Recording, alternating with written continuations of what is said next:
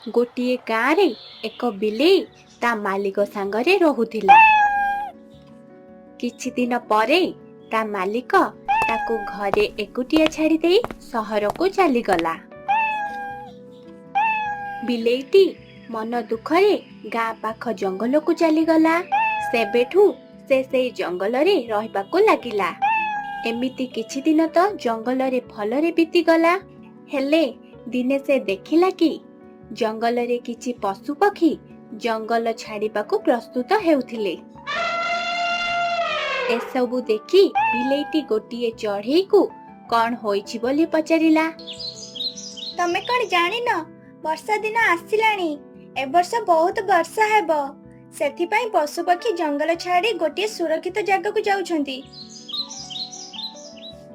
एमिति सुनी बिलेईटी चिंतारे पड़ीगला। जेहेतु से जंगल रे नुआ थिला से कुआडे जीव जानी पारलानी। शेषरे से निष्पत्ति नेला कि वर्षा रक्षा पाइबा पाई से मनिष मानक परी गोटे घर तैयारी करिबो। बिलेईटी आग एक उच्चा जगह खोजी पाइगला। बाटरे ताकू एक हरिण चरुथबार देखिला। से हरिण को कहिला, हरिण हरिण ए वर्ष बहुत वर्षा हेबो वर्षा पानी रो बन्यारू रक्षा पाइबा पाई मु एक उच्चा जगह खोजी पाइछि। हेले घर तैयारी करिया पाई मते एबे काठ दरकार पडुछि। तमे टिके सहाय्य कर।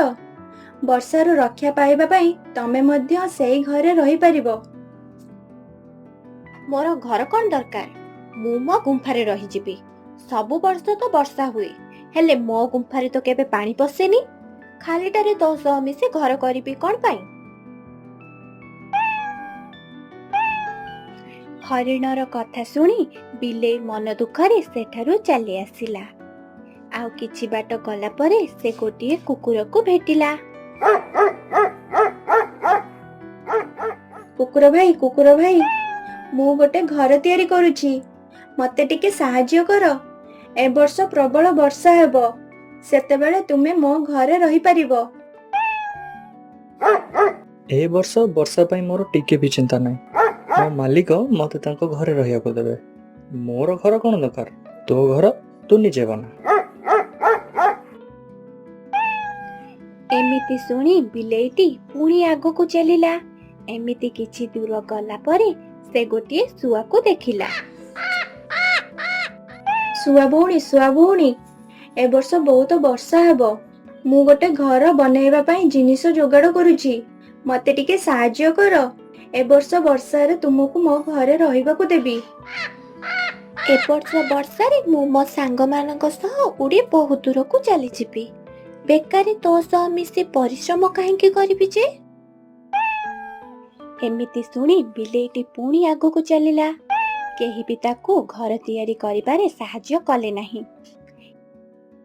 हेले बिलेईटी बहुत परिश्रम करी निज पाई एक सुंदर घर तैयारी करिदेला। किछि दिन परे वर्षा ऋतु आसीगला।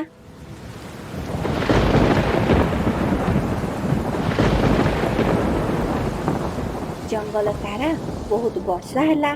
बिलेई हेले किछि चिंता नथिला।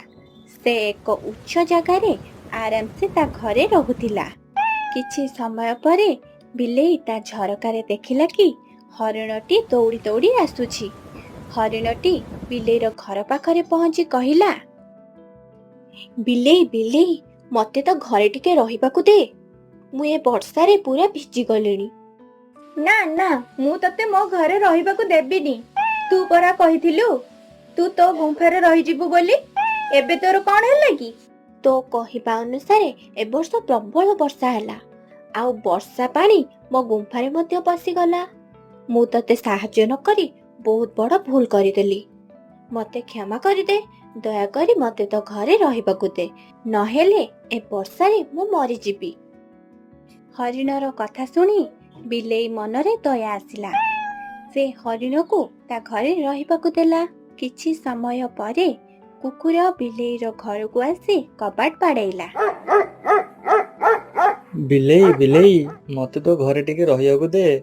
बाहरे प्रबल वर्षा होउची। बिलेई ए बिलेई ना ना ମୁଁ ମୋ ଘରେ ତତେ ରହିବାକୁ ଦେବିନି।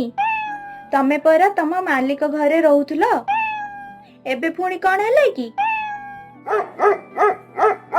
କହନାରେ ବିଲେଇ, ମୋ ଦୁଃଖ କଥା ତତେ କଣ କହିବି। ରାତିରେ ଗୋଟେ ଭଲ ସ୍ୱପ୍ନ ଦେଖିଲି। ଜୋରେ ଜୋରେ ଭୋକିବାକୁ ଲାଗିଲି। ଘରେ ସମସ୍ତଙ୍କ ନିଦ ଭାଙ୍ଗିଗଲା। ବାସ୍, ତାପରେ ଆଉ କଣ କହିବି। ମୋ ମାଲିକ ରାଗିଯାଇ ମୋତେ ଘରୁ ବାହାର କରିଦେଲା। ବିଲେଇ, ମୋତେ କ୍ଷମା କରିଦେ। ଦୟାକରି ମୋତେ ତୋ ଘରେ ରହିବାକୁ ଦେ।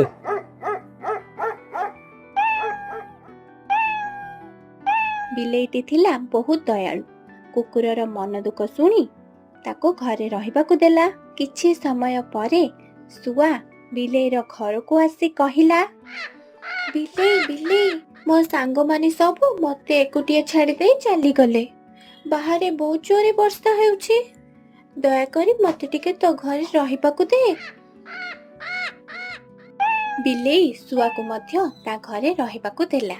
ହରିଣ, କୁକୁର ଆଉ ଶୁଆ ନିଜ ଭୁଲ ବୁଝିପାରିଲେ ଆଉ ବିଲେଇକୁ ସମସ୍ତେ କ୍ଷମା ମାଗିଲେ।